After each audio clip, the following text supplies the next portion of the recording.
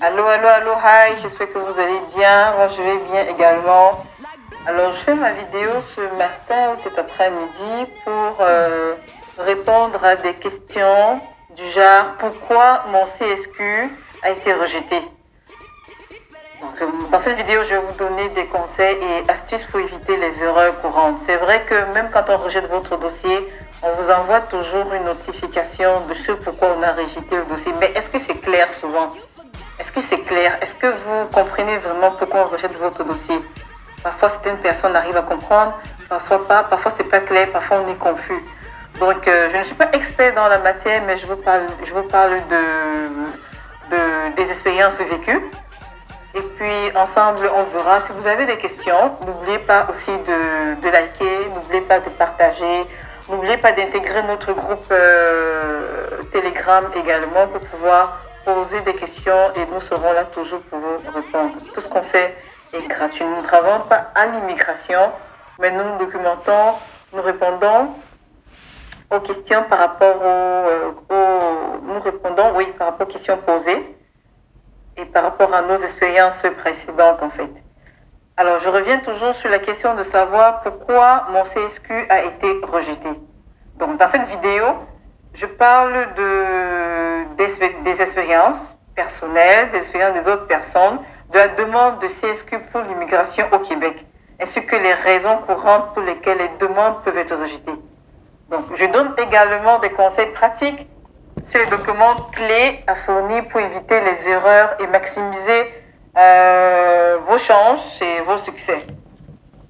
Bon, sans toutefois tarder, déjà, je sais que chacun de vous sait déjà ce que c'est que le CSQ. Le CSQ, c'est un certificat de sélection du Québec. Donc, ce certificat est nécessaire pour pouvoir immigrer au Québec. Je ne vais pas revenir sur la définition de pourquoi le CSQ, pourquoi pas ci, pourquoi pas ça. Ça fait partie des étapes obligatoires pour arriver ou pour compléter le dossier de la résidence permanente. Donc, je partage aussi des expériences personnelles ou d'autres personnes également par rapport à la demande de la CSQ et les raisons courantes pour lesquelles les demandes peuvent être rejetées. Ça arrive très souvent que la demande peut être rejetée.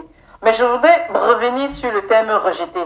Il y a une nuance entre intention de rejet et rejeté. Quand ils disent qu'on a rejeté votre dossier, généralement, ils vous envoient une notification après avoir essayé de vous interpeller plusieurs fois. Donc, parfois, quand on reçoit un document, on a peur. On reçoit un document, par exemple, ils ont l'intention de rejeter votre document. C'est quoi? C'est-à-dire qu'ils vous envoient une notification par courriel, par boîte postale. Là, je parle pour ceux qui sont déjà arrivés au Canada, pour ceux qui sont déjà au Canada, voilà, qui veulent monter le dossier de CSQ. OK? Donc, vous allez recevoir, supposons que vous avez monté, vous avez rempli tout ce qu'il faut remplir, tout ce qu'il faille remplir autant pour moi et vous envoyez la documentation. Vous envoyez la documentation, ça vous fera pratiquement un mois pour ceux dont les dossiers peuvent aller très rapidement. Et parfois, ça fait 2 mois. Parfois, ça fait 3 semaines. Parfois, ça fait 30 jours. Ça dépend. Donc, vous recevez une notification de l'immigration, francisation et intégration du Québec. Ce sont ces gens qui vont vous envoyer la notification. Ne vous faites pas berner, ne vous faites pas arnaquer. Donc, l'objet, souvent, c'est intention de rejet de votre demande de sélection permanente comme, je sais pas, comme étudiant, comme visiteur, comme je ne sais pas quoi. Ça dépend de vous. C'est-à-dire, on vous avait une notification qu'ils ont l'intention de rejeter si vous n'envoyez pas certains documents. Est-ce que jusque-là, c'est clair? Je crois que c'est clair.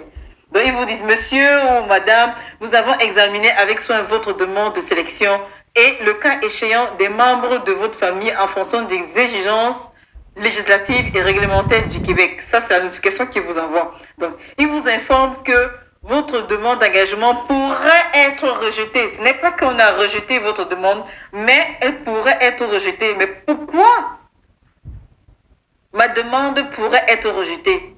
Elle pourrait être rejetée parce que, conformément au paragraphe 2 de l'article 57 de la loi sur l'immigration au Québec, vous n'avez pas fourni les renseignements et ou la totalité des documents requis. Ça veut dire quoi? Les renseignements que vous avez fournis sûrement sont insuffisants. Les informations que vous avez fournies sont peut-être erronées. Peut-être vous avez manqué de quelque chose et vous avez envoyé. Le Québec est très pointueux sur la documentation qu'ils reçoivent ou bien ce que vous envoyez. Quand ils vous donnent un cross-check ou bien une checklist des documents envoyés, il faut les envoyer. Mais parfois, ils ne sont pas clairs. Moi, j'avoue que parfois, ils ne sont pas clairs. OK? Donc maintenant, après, ils continuent en vous disant, si vous désirez poursuivre vos démarches, vous devez déposer après ou auprès du ministère de l'immigration, de la francisation et de l'intégration, qui est le MIFI, bien sûr, dans les 60 jours suivant la date de cette lettre. Je crois qu'on se comprend jusqu'ici.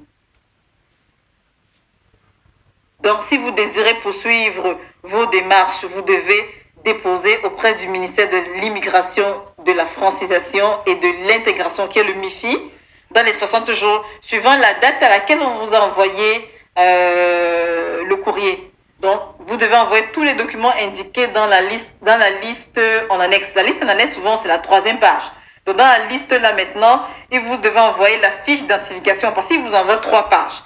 Donc, il y a le courrier même qui est un objet, il y a la fiche d'identification qui porte, dans le courrier, il y a votre numéro de dossier, il y a votre indice et tout. Dans la fiche d'identification, il y a tout ce qui vous permettra d'envoyer. Dans cette fiche-là, on vous demande de ne pas envoyer les documents originaux à moins d'indications contraires. Donc, car les documents que vous allez soumettre ne vous seront pas retournés. Ne placez pas aussi dans les documents là les protèges documents, les feuilles plastifiées, les relus, les anneaux, les agrafes que vous mettez souvent là. Ne les mettez pas. Envoyez les documents simples. OK? Ça, c'est la 2e page, dans la fiche d'identification. Et maintenant, la 3e page, c'est l'annexe. L'annexe, maintenant, c'est quoi? C'est qu'on vous notifie les documents que vous n'avez pas fournis. Par exemple, si vous n'avez pas mis, par exemple, une preuve récente de votre résidence au Québec. La preuve récente, c'est quoi? C'est votre copie de votre bail. Si vous n'avez pas mis la copie du bail, on n'a pas demandé de mettre l'original du bail. Mettez la copie du bail. Si vous n'avez pas mis la copie du bail, envoyez une copie de votre bail. Souvent, ce n'est pas indiqué. Il faut avoir vraiment traité certains dossiers pour savoir qu'il y a des documents qu'on peut fournir et d'autres qu'on ne peut pas fournir, ou bien des documents manquants en fait. Mais quand vous n'arrivez pas à fournir un document, expliquez pour la raison pour laquelle vous ne pouvez pas fournir un document. Ils ont ces possibilités de pouvoir revoir votre dossier. Donc, il y a la copie de votre bail. Ça, c'est quelques exemples que j'ai pris. Hein. Il y a la copie de votre bail que vous pouvez envoyer. Il y a votre compte de... Comment ça s'appelle là? Votre compte d'électricité. Maintenant, si vous payez un loyer, donc si par exemple vous payez un loyer, tout inclus, il y a l'électricité à l'intérieur, bon, vous n'avez pas fourni ça. Vous le dites seulement que moi, je loue dans un espace tel. Et puis, voilà, moi, je paye à la bailleure, c'est elle qui gère tout ça. Maintenant, si vous louez votre maison, si vous avez votre maison et que vous payez l'électricité, fournissez le compte d'électricité sans problème. Maintenant, au niveau du téléphone, parfois, il ne précise pas.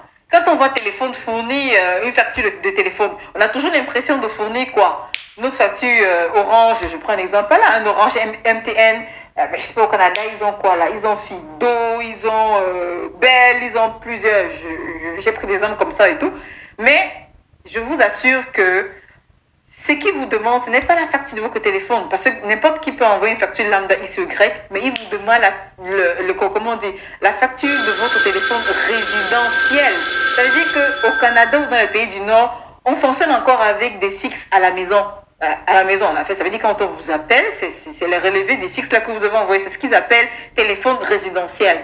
Maintenant aussi, vous pouvez fournir le relevé bancaire. Tout ce que je vous ai dit là, c'est les où. Hein. C'est pas qu'il faut obligatoirement fournir la copie de votre bail, le compte d'électricité, la facture de téléphone résidentiel, le relevé bancaire. Ça, c'est les où. Donc, tu peux fournir ça ou l'autre et tout. Si tu peux fournir l'un de ces documents, je les informe que, écoutez, moi, je peux pas envoyer les documents si parce que. Donc, voilà. Je ne sais pas si c'est clair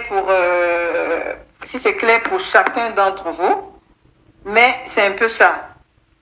Donc, je ne sais pas, j'ai souligné les raisons courantes pour lesquelles les demandes de CSQ peuvent être rejetées. Ça comprend des erreurs dans les documents fournis, des informations manquantes ou incorrectes, des incohérences dans les informations fournies. Donc, il ne faut pas fournir n'importe quoi. Il faut essayer de fournir tout ce qu'on vous demande. Donc, pour maximiser les chances de succès dans la demande de votre CSQ, il est important de fournir les documents clés, de s'assurer que toutes les informations sont correctes et cohérentes et de suivre les instructions de demande de manière rigoureuse. Ça veut dire quoi? Ça veut dire que vous devez fournir ce